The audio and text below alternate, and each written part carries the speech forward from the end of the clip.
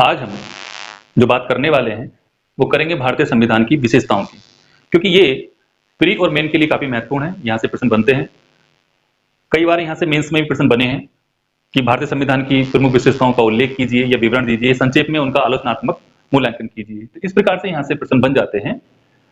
तो भारतीय संविधान की विशेषताओं में हम सबसे पहले भारतीय संविधान की बात जो कर रहे हैं, तो वो उसमें आप देख रहे होंगे, मैंने इधर लिखा भी है कि यह विश्व का सबसे बड़ा लिखित संविधान है। कैसा संविधान है? लिखित संविधान है। अगर ये लिखित संविधान है तो क्या किसी देश का ऐसा भी संविधान होगा जो अलिखित होगा? हाँ, बिल्कुल है। ब्रिटेन का संविधान अलिखित संविधान है जो परंपराओं और प्रथाओं पर आधारित है। विश्व का सबसे बड़ा संविधान अगर है तो वो भारत का संविधान है। ये क्यों इतना अपने आप में अनूठा है, क्यों इतना बड़ा है, इसके बारे में भी हम बात करेंगे। लेकिन उससे पहले ये हम समझ लेते हैं कि इसमें जो भाग हैं वो 22 भाग हैं, 395 अनुच्छेद हैं और 12 अनुसूचियां हैं। भाग की अगर बात की जाए, अगर काउंटिंग की जाए शुरू से, तो 25 भाग हैं, लेकिन उन्हें इन्हीं में शामिल किया गया है। वैसे ही अनुच्छेद भी 463 के लगभग हैं, लेकिन उन्हें इन्हीं में शामिल कर दिया गया है। और अनुसूचियां जो मूल संविधान में 8 अनुसूचियां थी, बाद में संविधान संशोधन, प्रथम संविधान संशोधन 1951, 9वीं अनुसूची जोड़ी जाती है। फिर 1985 में संविधान संशोधन होता है 52, दल बदल अनुसूची 10 जोड़ी जाती है। फिर 11वीं अनुसूची 73 संविधान संशोधन 1992, और 1992 में ही लगभग उसी के अंत में ही 74वां संविधान संशोधन जो 12वीं अनुसूची जोड़ी जाती है। ठीक है, तो इसके बड़े होने की जो वजह है, भारत के संविधान के बड़े होने की जो वजह है वो क्या है? तो भारत में अब वर्तमान में कितने राज्य हैं? भारत में 28 राज्य हैं और जिनमें 8 केंद्र शासित प्रदेश हैं। आपको पता है अभी हाल ही में जम्मू कश्मीर को खत्म करके उसे केंद्र शासित प्रदेश बना दिया गया है। उधर जो है दमन दीप और दादर नगर हवेली को एक करने का भी पीछे फैसला हुआ है। ठीक है, तो लेकिन इतने बड़े देश में ये छोटे छोटे राज्य नहीं है, ये भी अपने आप में एक देश ही है। अगर मैं उत्तर प्रदेश की ही बात करूं तो वह भी लगभग 150 देशों से बड़ा देश है, जो भारत का क्षेत्रफल की दृष्टि से चौथे नंबर की प्रदेश है। तो इतने बड़े देश में इतने ज्यादा प्रांत, मतलब राज्य, और वो भी इतने बड़े बड़े जो कई अन्य देशों से बड़े हैं, उनके लिए एक प्रावधान करना, क्योंकि उन राज्यों में विभिन्न जातियां, विभिन्न धर्म के लोग निवास करते हैं, उनके लिए अलग अलग कानून का निर्माण करना। तो जब उन सभी के लिए प्रावधान किए गए तो ये संविधान का बड़ा होना तो स्वाभाविक ही था। इसलिए भारतीय संविधान अपने आप में इतना बड़ा, जो विश्व का सबसे बड़ा संविधान है। क्लियर है? अगर हम बात करें कि विश्व का सबसे छोटा लिखित संविधान कौन सा है, तो विश्व का सबसे छोटा लिखित संविधान है अमेरिका का संविधान, संयुक्त राज्य अमेरिका, यूएसए का संविधान। उसमें केवल 7 अनुच्छेद हैं। कितने अनुच्छेद हैं? केवल 7 अनुच्छेद हैं। मतलब मूल प्रावधानों को उसमें शामिल किया गया है, बाकी प्रावधानों को वहां की विधायी और न्यायपालिका पर छोड़ दिया गया है। और यह विश्व का प्रथम लिखित, पहला लिखित संविधान भी है। यूएसए का विश्व का पहला लिखित संविधान है। क्लियर है? आगे हम बात करते हैं नेक्स्ट पॉइंट पर, संसदीय शासन प्रणाली। भारत ने कैसी प्रणाली को अपनाया है? संसदीय शासन प्रणाली को अपनाया है, जिसे वेस्टमिंस्टर मॉडल या वेस्टमिंस्टर प्रणाली भी कहा जाता है। क्योंकि जो ब्रिटेन में संसद है वो जिस पैलेस में है उसे वेस्टमिंस्टर हॉल कहा जाता है। तो इसलिए जो भी कॉमनवेल्थ नेशन है, जिन उन सब में संसदीय शासन प्रणाली है, पहली बात, और उन्हें सबको वेस्टमिंस्टर प्रणाली भी कहा जाता है। इसका सीधा सीधा मैं तात्पर्य आपको बता दूं कि यह होता है उत्तरदायी शासन। क्योंकि संघात्मक राज्य में जो प्रणालियां होती हैं तो अध्यक्षात्मक होती है, जैसे अमेरिका की है। यूएसए में कैसी है? अध्यक्षात्मक शासन है, जिसका जो चुनाव है सीधे जनता द्वारा किया जाता है। यहाँ के राष्ट्रपति का चुनाव सीधे जनता द्वारा किया जाता है और वो कार्यपालिका का वास्तविक अध्यक्ष होता है और एक निश्चित समय तक वो शासन करता है। ठीक है, जबकि भारत में जो भारत का राष्ट्रपति है वो इंग्लैंड के सम्राट की तरह है। भारत की जनता द्वारा यहां से जो निर्वाचित प्रतिनिधि होते हैं उनके द्वारा एक सरकार का गठन होता है, और सरकार के गठन में एक मंत्री परिषद बनती है। उस मंत्री परिषद के माध्यम से भारत का राष्ट्रपति कार्य करवाता है। मतलब उस मंत्री परिषद का जो प्रमुख होता है वो कौन होता है? वो प्रधानमंत्री होता है। और संपूर्ण मंत्री परिषद किसके प्रति उत्तरदायी होती है? लोकसभा के प्रति। तो इसे बोलते हैं हम संसदीय शासन प्रणाली, जो कहां से ली गई है? इंग्लैंड से। भारत में संसदीय शासन प्रणाली इंग्लैंड से ली गई है। क्लियर है? नेक्स्ट हम पढ़ते हैं केंद्र विमुख संविधान, यानी कि मोर सेंट्रल बेस्ड कॉन्स्टिट्यूशन। अब इसका मैं आपको मतलब समझाता हूं कि जो भारत का संविधान है उसमें सीधा सीधा लिखा हुआ है कि भारत राज्यों का संघ है, और भारत में संघात्मक और एकात्मक दोनों प्रवृत्तियों का समन्वय है। जैसे संघात्मक गवर्नमेंट में जो अमेरिका की गवर्नमेंट है संघात्मक, और एकात्मक गवर्नमेंट में जो ब्रिटेन की गवर्नमेंट है एकात्मक। तो वो संघात्मक गवर्नमेंट का मैं आपको बताता हूं, जो संघात्मक गवर्नमेंट है उसमें केंद्र और राज्यों के बीच शक्तियों का बंटवारा, लिखित संविधान, संविधान की सर्वोच्चता और साथ में एक स्वतंत्र न्यायपालिका विद्यमान होती है। वहीं एकात्मकता की बात हम करते हैं कि हमने क्या काम किया है, हमने राज्यों को भी अधिकार दिए हैं, लेकिन सबसे ज्यादा अधिकार जो दिए हमने, जो झुकाव है हमारे संविधान का, वो केंद्र की तरफ है। क्योंकि इकहरी नागरिकता, सिंगल सिटीजनशिप और राष्ट्रपति द्वारा के राज्यों में एक राज्यपाल की नियुक्ति और आपातकालीन उपबंध और संसद को यह अधिकार कि किसी नए राज्य का निर्माण वह कर ले। तो हमारा जो भारतीय संविधान है वो संघात्मक होते हुए भी एकात्मकता की तरफ झुकाव है, क्योंकि हमने भारत को अखंड रखना है, इसलिए जो ज्यादा पावर हमने दी है वो राज्यों की अपेक्षा केंद्र को दी है। तो सीधा ही लिखा हुआ केंद्र विमुख संविधान, इसका मतलब यही है कि राज्यों को तो अधिकार है, लेकिन राज्यों से ज्यादा जो अधिकार है वो केंद्र को अधिकार है, जिनके बारे में मैंने अभी आपको बताया कि क्या क्या अधिकार है।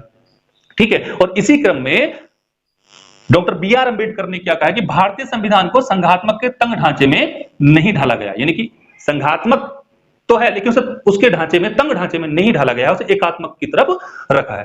क्लियर है। नेक्स्ट हम बात करते हैं कठोरता एवं लचीलापन।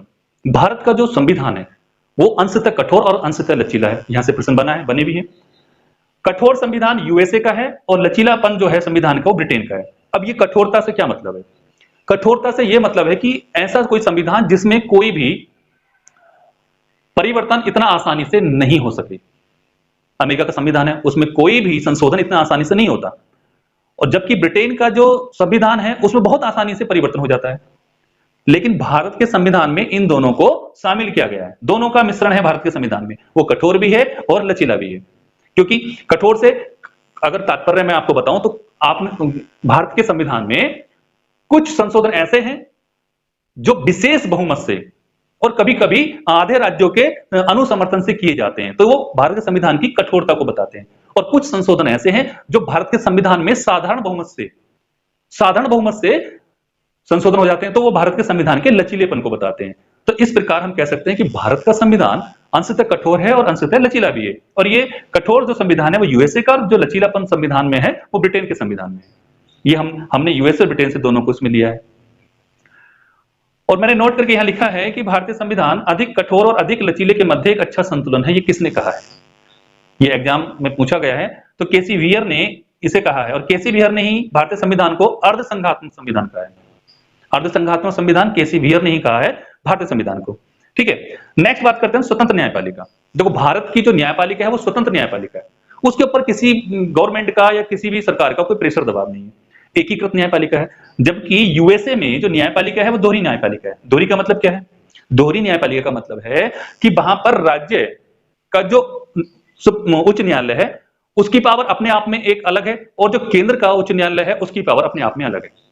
मतलब वहां का जो उच्च न्यायालय है, तो वहां से अगर कोई निर्णय किसी स्टेट के उच्च न्यायालय ने कर दिया तो उस निर्णय को वहां का केंद्र का जो उच्च न्यायालय है उसमें चेंजिंग नहीं कर सकता। जबकि भारत में जो स्थिति है जुडिशरी की वो कैसी है कि भारत में डिस्ट्रिक्ट में है डिस्ट्रिक्ट न्यायालय, जिला न्यायालय, उसके बाद जो है उच्च न्यायालय, जो स्टेट का हर एक स्टेट में एक उच्च न्यायालय स्थापित किया गया है, और उसके बाद सर्वोच्च न्यायालय। मतलब भारत में एक के ऊपर एक न्यायालय है, एकीकृत न्यायपालिका और स्वतंत्र न्यायपालिका, और इसी स्वतंत्र न्यायपालिका के रहते हुए इसके वेतन, इसकी पेंशन को भारतीय संविधान में अलग रखा गया है।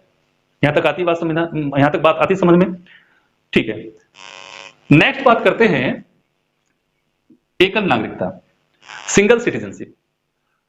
भारत में जो नागरिकता देने का प्रावधान है वो एकल नागरिकता का प्रावधान है।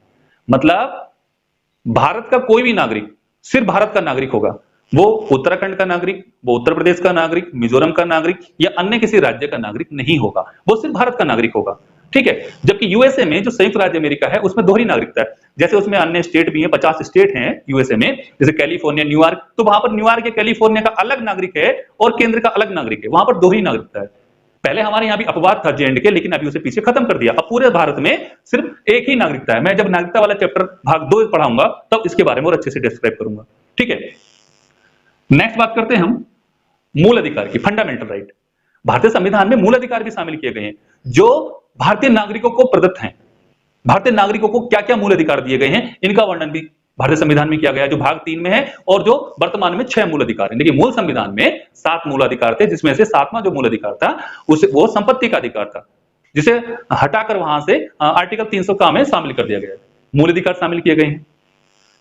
राज्य के नीति निर्देशक तत्व, directive principle of state policy, जिसे बोलते हैं directive principle of state policy, मतलब एक कल्याणकारी राज्य की स्थापना, राज्य के नीति निर्देशक तत्व, जो भाग 4 में आर्टिकल 36 से 51 तक है। और इन तत्वों को राज्य की आत्मा, ये बहुत महत्वपूर्ण है, किसने कहा है? सीधा सीधा आपको प्रश्न आता है कि राज्य के नीति निर्देशक तत्व को राज्य की आत्मा किसने कहा है? तो जी ऑस्टिन ने कहा है। वयस्क मताधिकार को शामिल किया गया है। भारत में जो भारत का संविधान है उसमें वयस्क मताधिकार, यानी कि जो मताधिकार की आयु है वो 18 वर्ष न्यूनतम रखी गई है। ये कब रखी गई है? क्योंकि 61वां संविधान संशोधन 1989 में होता है राजीव गांधी गवर्नमेंट में। उस समय से पहले जो मताधिकार की आयु होती है वो होती है 21 ईयर्स, लेकिन 61वें संविधान संशोधन 1989 द्वारा इस आयु को घटाकर 18 वर्ष कर दिया जाता है। राजीव गांधी गवर्नमेंट वो भी चाहते हैं, राजीव गांधी की मैं भी युवा हूं और देश के युवा इस देश के विकास में सहयोग करें। ठीक है, नेक्स्ट बात करते हैं हम मूल कर्तव्य, फंडामेंटल ड्यूटीज। फंडामेंटल ड्यूटीज की बात करते हैं। एक तरफ तो भारतीय संविधान कहता है कि मैंने आपको मौलिक अधिकार दिए, फंडामेंटल राइट दिए, लेकिन आपका कुछ कर्तव्य भी तो बनता है, आपकी कुछ ड्यूटी भी तो बनती है। तो जो ड्यूटी है ये स्वर्ण सिंह समिति द्वारा 42वां संविधान संशोधन 1976 में जोड़ी गई थी।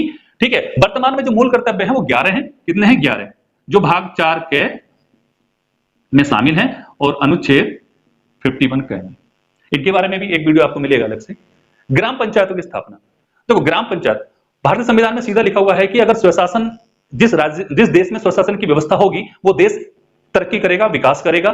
ठीक है, और भारत एक ऐसा देश है जहां पर स्वशासन की व्यवस्था है, जिसके अंतर्गत 1959 में नागौर राजस्थान से ग्राम पंचायत की जो शुरुआत है की गई थी। ठीक है, और इसे अगर गवर्नर की बात मैं करूं तो लॉर्ड रिपन स्थानीय स्वशासन को शुरू करने वाला गवर्नर था और भारतीय संविधान में ग्राम पंचायतों को शामिल किया गया है। भाग 9 में इन्हें शामिल किया गया है। ग्राम पंचायत भाग 9, का में जो है नगर पालिका, खा में सहकारी समितियां। ठीक है, ये भाग 9 में है, ये सब शामिल किए गए हैं। संविधान की सर्वोच्चता। अब यहां से मैं आपको थोड़ा बता दूं कि भारत में जो संविधान की सर्वोच्चता है उसकी स्थिति क्या है। ब्रिटेन में अगर कोई भी कानून का निर्माण होना है तो उसे संसद बना सकती है। संसद सर्वोच्च है ब्रिटेन की। वहां न्यायपालिका, क्योंकि वहां लिखित संविधान तो है नहीं, तो वहां न्यायपालिका का जो स्तर है इतना हाई नहीं है जितना संसद का। संसद सर्वोच्च है ब्रिटेन में। और अमेरिका में न्यायपालिका, अगर अमेरिका की न्यायपालिका किसी भी कानून का निर्माण कर देती है तो उसे परिवर्तित नहीं किया जा सकता। लेकिन भारत में संविधान को सर्वोच्च माना गया। किसे माना गया? संविधान को सर्वोच्च माना गया भारत में। ठीक है, तो ये भारतीय संविधान की कुछ विशेषताएं थी जिनका मैंने संक्षेप में आपको बताया है। कुछ प्रमुख कथन है यहां से इंपोर्टेंट है, यहां से प्रश्न बन जाते हैं कि भारतीय संविधान को संघात्मक के तंग ढांचे में नहीं ढाला गया है, डॉक्टर बी.आर. अम्बेडकर ने कहा है।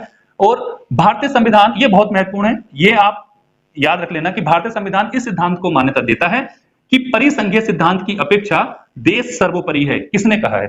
आइवर जेनिंग्स ने कहा। किसने कहा? आइवर जेनिंग्स ने। और आइवर जेनिंग्स ने ही ये कहा है कि जो भारतीय संविधान है ये वकीलों के लिए स्वर्ग है। आइवर जेनिंग्स ने कहा। ये प्रश्न आया हुआ भी है, तो मैं उम्मीद करता हूं यहां से आपको समझ में आया होगा कि भारतीय संविधान की क्या क्या